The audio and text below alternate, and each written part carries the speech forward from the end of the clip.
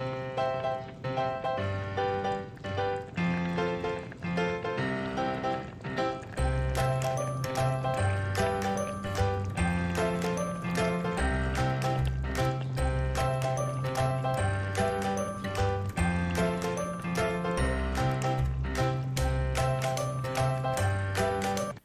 guys! For today's vlog, magluluto tayo ng chicken estofado.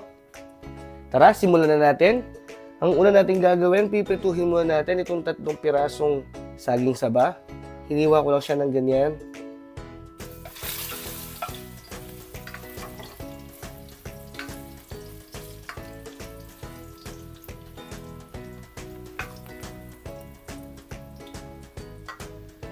At pag ganyan na yung itsura, pwede na natin hawin lahat yan.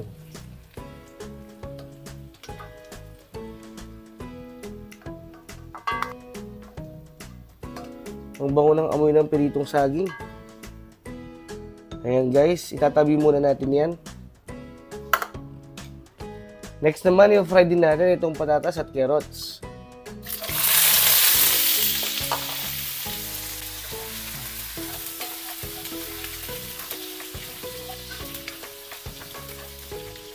I-fry lang natin yan ng mga 8 to 10 minutes.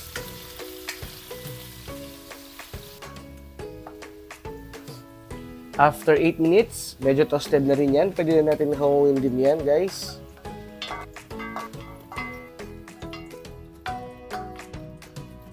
Ayan, itatabi na din muna natin yan at pwede na tayong mag-isa. Unahin na natin itong bawang. Isang ulo ng bawang yan. Igisa lang muna natin yan ng mga ilang segundo.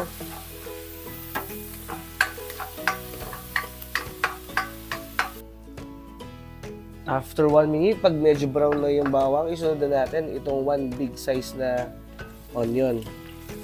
At ituloy lang natin yung pag-isa ng mga 1 minute ulit.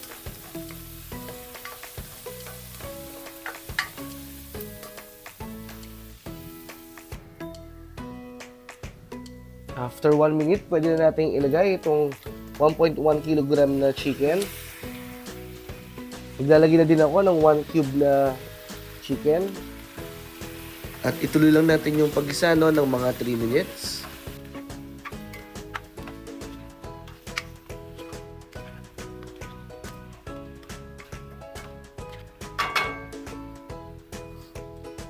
After 3 minutes, maglalagay tayo ng dahon ng laurel.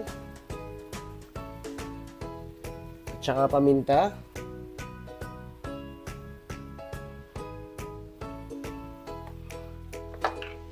Then, tuloy pa natin yung pag-isa ng mga ilang minuto. At hahalu-haluin lang natin yan para mas manood pa yung lasa.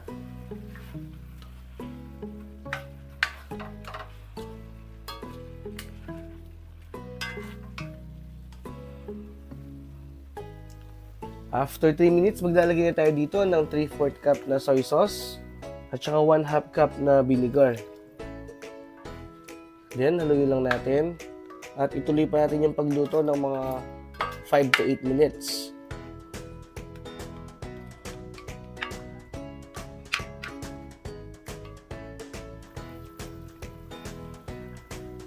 After 5 minutes, maglalagay na tayo dito ng isang can ng pineapple juice, yung 220 ml.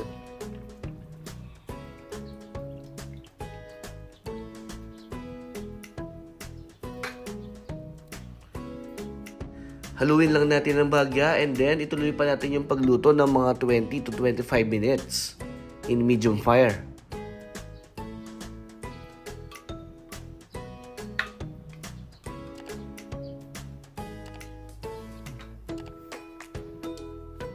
After 20 minutes, ayan na siya guys, malapit na maluto yan,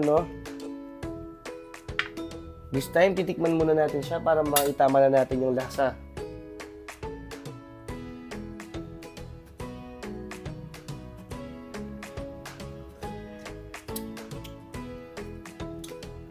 Maglalagay na lang tayo dito ng 2 kutsarang asukal.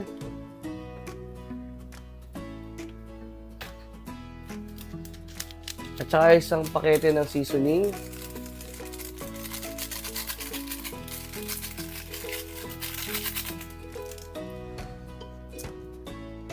Then, ilagay na rin natin yung pinirito nating patatas at carrots kanina. At saka yung saging saba. Tapos, haluin lang natin ito. Maglalagay din ako ng siling labuyo. Optional lang yan, no? Sa may gusto lang. Then, haluin lang ulit natin. At ituloy pa natin yung pagluto ng mga 5 minutes. At pwede na itong iserve. Kung umabot ka sa part ng video na to, maraming salamat sa iyong panonood. At kung hindi ka pa nakasubscribe, mag-subscribe ka na rin. Pakiclick mo na rin yung notification bell para ma-update ka sa mga susunod pa nating cooking videos. Okay guys, hanggang sa muli. Bye!